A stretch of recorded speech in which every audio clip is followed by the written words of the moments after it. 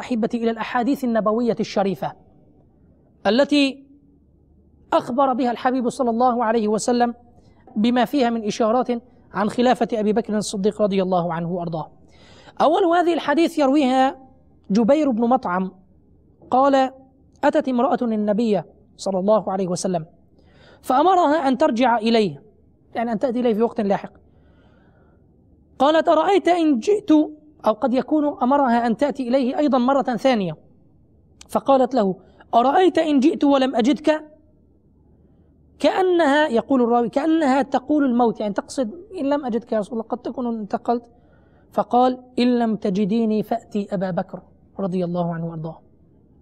فيها إشارة.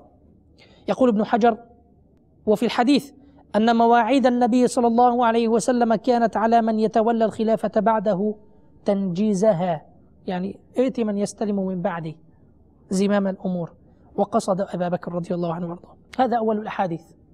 أيضا حديث آخر عن سيدنا حذيفة رضي الله عنه وارضاه قال: كنا عند النبي صلى الله عليه وسلم جلوسا فقال: إني ما أدري، أو إني لا أدري ما قدر بقائي فيكم، فاقتدوا بالذين من بعدي، وأشار إلى أبي بكر وعمر، وتمسكوا بعهد عمار، وما حدثكم ابن مسعود فصدقوه.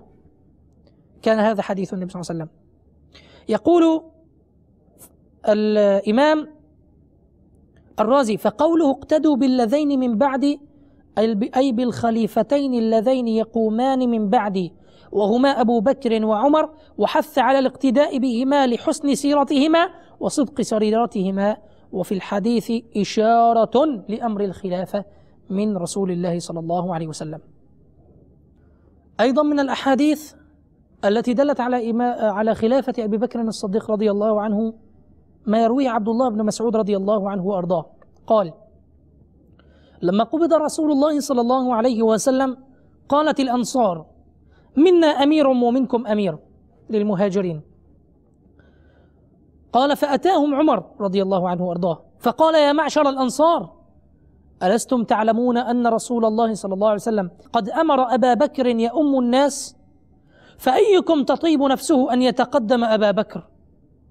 فقالت الأنصار: نعوذ بالله أن نتقدم أبا بكر رضي الله عنه وأرضاه.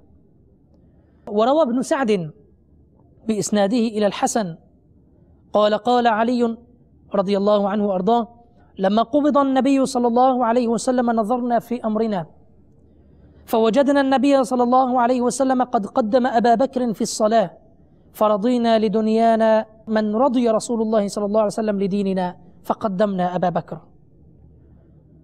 كانت هذه إخوتي هي معظم الآيات القرآنية ومعظم الأحاديث النبوية التي دلت بإشارتها الصريحة أو غير الصريحة على خلافة أبي بكر رضي الله عنه وأرضاه وعلى أحقيته بها. بعد أن تمت بيعة أبي بكر رضي الله عنه وأرضاه في سقيفة بني ساعدة، كان لعمر في اليوم التالي موقف في تأييد أبي بكر رضي الله عنه، وذلك في اليوم التالي حينما اجتمع المسلمون للبيعة العامة. كانت هناك بيعة الأولى في سقيفة بني ساعدة، لكن البيعة العامة في المسجد مع المسلمين. يقول سيدنا أنس بن مالك وهو يحدث عن هذه البيعة، يقول: لما بويع أبي بكر في السقيفة وكان الغد، جلس أبو بكر رضي الله عنه على المنبر، فقام عمر يتكلم قبل أبي بكر، فحمد الله وأثنى عليه بما هو أهله، ثم قال: أيها الناس، إني كنت قلت لكم بالأمس مقالة ما كانت مما وجدتها في كتاب الله، ولا كانت عهدا عهده إلي رسول الله صلى الله عليه وسلم، ولكني قد كنت أرى أن رسول الله صلى الله عليه وسلم سيدبر أمرنا، وإن الله قد أبقى فيكم كتابه الذي به هدى الله ورسوله، فإن عصيتم به هداكم الله لما كان هداه له، وإن الله قد جمع أمركم على خيركم صاحب رسول الله صلى الله عليه وسلم ثاني اثنين إذ هما في الغار، فقوموا فبايعوه. يقول سيدنا أنس: فبايع الناس أبا بكر بعد بيعة السقيفة، فتكلم أبو بكر رضي الله عنه وأرضاه وأثنى على الله بما هو أهله، ثم قال: أما بعد أيها الناس، فإني قد وليت عليكم ولست بخيركم، فإن أحسنت فأعينوني، وإن أسأت فقوموني. الصدق أمانة، والكذب خيانة، والضعيف فيكم قوي عندي حتى أرجع عليه حقه إن شاء الله، والقوي فيكم ضعيف عندي حتى آخذ الحق منه إن شاء الله. لا يدع قوم الجهاد في سبيل الله إلا ضربهم الله بالذل، ولا تشيع الفاحشة في قوم إلا عمهم الله بالبلاء. أطيعوني ما أطعت الله ورسوله، فإذا عصيت الله ورسوله فلا طاعة لي عليكم، قوموا إلى صلاتكم يرحمكم الله.